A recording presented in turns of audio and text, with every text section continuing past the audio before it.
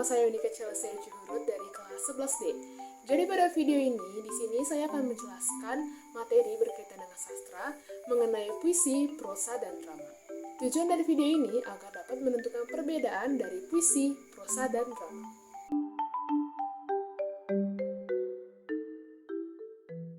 Yang pertama, di sini saya akan menjelaskan mengenai puisi.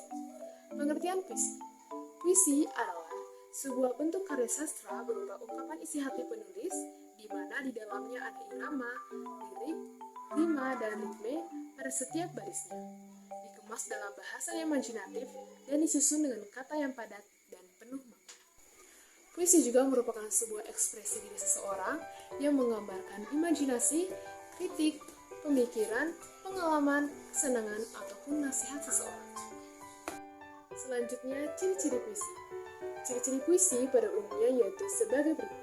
Yang pertama, penulisan puisi dituangkan dalam bentuk bait yang terdiri atas baris-baris bukan bentuk paragraf.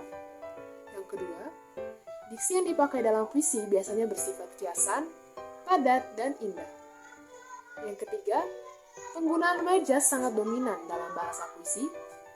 Yang keempat, pemilihan diksi yang digunakan mempertimbangkan adanya rima dan persejakan. Dan yang terakhir, dalam puisi, setting, alur, dan tokoh tidak begitu ditonjolkan dalam pengungkapan. Yang berikut adalah jenis-jenis puisi. Jenis-jenis puisi dapat dibagi menjadi 3. Yang pertama ada puisi lama, puisi baru, dan puisi kontemporer. Jenis puisi yang pertama yaitu puisi lama. Puisi lama adalah puisi yang dihasilkan sebelum abad ke-20. Puisi jenis ini terbagi ke dalam beberapa jenis pula, diantaranya adalah pantun, talibun, pantun berkait atau seloka, pantun kilat atau karmina, gurindam, syair, mantra, dan sebagainya. Yang kedua yaitu puisi baru. Puisi baru adalah puisi yang lebih bebas daripada puisi lama, baik dalam jumlah baris, suku kata, maupun rima.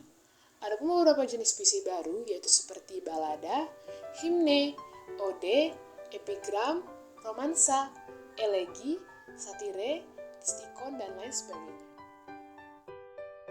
Jenis puisi yang terakhir yaitu puisi kontemporer. Puisi kontemporer ini adalah jenis puisi yang berusaha keluar dari ikatan konvensional.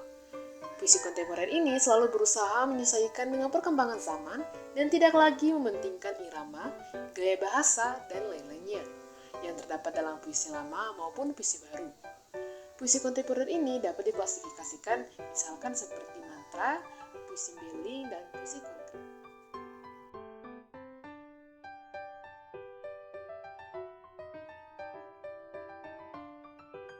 Materi selanjutnya itu mengenai prosa.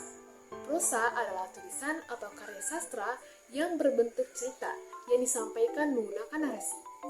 Bentuk tulisan prosa berupa tulisan bebas dan tidak terikat dengan berbagai aturan dalam menulis seperti rima, diksi, irama, dan lain sebagainya. Adapun ciri-ciri prosa. Secara umum, prosa memiliki ciri-ciri sebagai berikut. Yang berikut adalah ciri-ciri prosa. Ciri-ciri prosa yang pertama yaitu memiliki tema. Prosa punya tema yang menjadi dasar dalam cerita dan merupakan pokok bahasan di dalamnya. Yang kedua, memiliki alur cerita. Prosa punya alur cerita yang menjelaskan tentang peristiwa di dalamnya. Yang ketiga, ada tokoh dan penokohan. Seperti karya sastra yang lain, di dalam prosa juga terdapat tokoh, baik manusia, hewan, maupun tumbuh-tumbuhan. Yang keempat, memiliki sudut pandang. Prosa punya sudut pandang, yaitu cara seorang pengarang menceritakan keberadaan tokoh dalam peristiwa. Yang kelima, memiliki amanat. Sama seperti puisi, prosa punya amanat atau pesan yang bisa diambil dari cerita tersebut. Dan yang terakhir, terdapat perkembangan.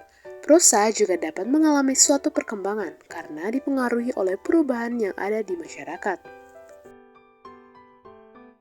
Selanjutnya adalah jenis-jenis prosa. Jenis-jenis prosa dapat dibagi menjadi 5. Yang pertama adalah prosa eksposisi, prosa deskripsi, prosa argumentasi, prosa persuasi, dan prosa narasi.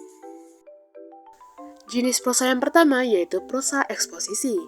Proses jenis eksposisi ini merupakan sebuah ide yang dapat membuat para pembaca bisa mendapatkan pengetahuan, tetapi tidak bertujuan agar pembaca mengikuti atau menyetujui paparan tersebut.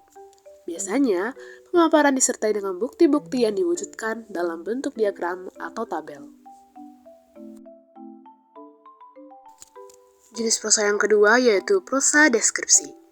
Prosa deskripsi ini tergolong jenis yang menggambarkan suatu objek sehingga pembaca seolah-olah melihat sendiri objek tersebut. Jenis prosa yang ketiga yaitu prosa argumentasi.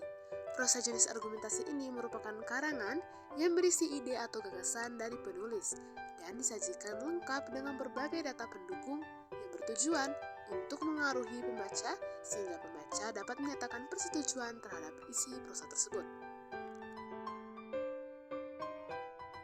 Yang keempat adalah prosa persuasi. Prosa persuasi ini merupakan karangan yang disampaikan dengan cara-cara tertentu. Tujuan dari prosa persuasi ini biasanya mengajak para pembaca sehingga pembaca bersedia melakukan hal-hal yang dianjurkan oleh penulis. Selanjutnya, karangan atau karya prosa tersebut digunakan untuk memengaruhi pembaca atau pendengar untuk berbuat sesuatu.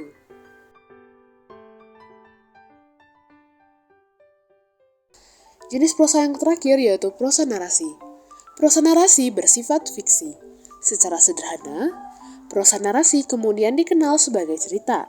Dalam narasi, terdapat peristiwa dan kejadian di dalam satu urutan kurun waktu.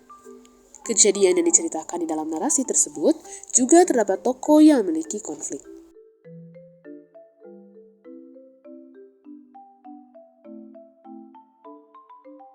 Penjelasan materi yang terakhir yaitu mengenai drama. Yang pertama adalah pengertian drama. Menurut etimologi, istilah drama berangkat dari bahasa Yunani, yaitu dramoi, yang mana memiliki arti sebagai yang berbuat, berlaku, bertindak, dan beraksi. Berdasarkan sejarah kata tersebut, teks drama dapat dipahami sebagai suatu perbuatan atau tindakan yang ditulis dan selanjutnya digunakan dalam pementasan di sebuah panggung. Selanjutnya adalah ciri-ciri teks drama. Ciri-ciri dari teks drama ini digunakan untuk menandai atau membedakan teks dari drama dengan teks lainnya. Adapun ciri-ciri drama, yang pertama, teks drama memiliki cerita yang berbentuk dialog, baik yang dituturkan oleh narator maupun tokoh. Yang kedua, seluruh dialog pada teks drama tidak menggunakan tanda petik. Yang ketiga, teks drama memiliki beberapa petunjuk khusus yang harus dilakukan oleh aktor atau aktris yang memerankan tokoh-tokoh di dalam teks tersebut. Yang keempat, teks drama terletak di atas dialog atau di samping kiri dialog. Yang kelima, teks drama memuat banyak konflik dan aksi. Dan yang terakhir, teks drama harus dilakonkan atau dipentaskan. Adapun jenis-jenis drama. Jenis-jenis drama ini dapat dibagi menjadi 2 jenis, yaitu sebagai berikut. Dari penjelasan mengenai puisi, prosa, dan drama, di sini kita dapat menentukan perbedaan-perbedaan yang terdapat pada masing-masing sastra tersebut. Selanjutnya, jenis-jenis drama. Jenis-jenis drama ini dapat dibagi menjadi 7. Yang pertama, tragedi.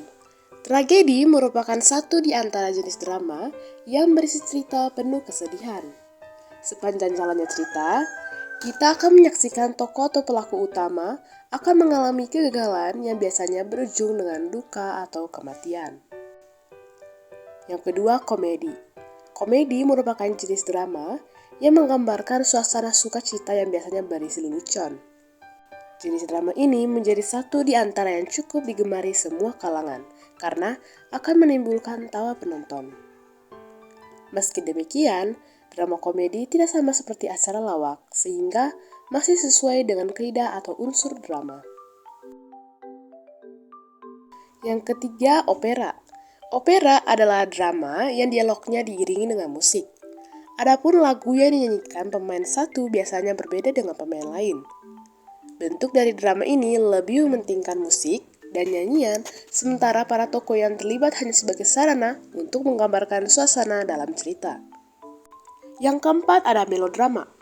Melodrama ini merupakan jenis drama yang dialognya diucapkan dengan iringan melodi atau musik. Jenis drama ini berasal dari drama opera yang kemudian dikembangkan menjadi aliran tersendiri dengan iringan peralatan musik. Selanjutnya yang kelima adalah Fresh. Fresh atau dagelan adalah jenis drama yang ringan dan lucu. Adegan dalam drama ini biasanya dibuat berlebihan dengan komedi yang melibatkan fisik. Selanjutnya yang keenam ada tablo. Tablo adalah jenis drama yang mengutamakan penampilan pada aspek gerak atau tarian. Pemain akan melakukan gerakan sepanjang pementasan tanpa mengucapkan dialog sama sekali. Dan yang terakhir yaitu sendera tari. Sendera tari adalah jenis drama yang menggabungkan antara seni drama dan seni tari. Sendera tari ini mengutamakan gerak-gerak penguat ekspresi sebagai pengganti dialog. Di Indonesia, sendera tari banyak digunakan untuk menceritakan kisah Ramayana yang menyelamatkan Dewi Sinta.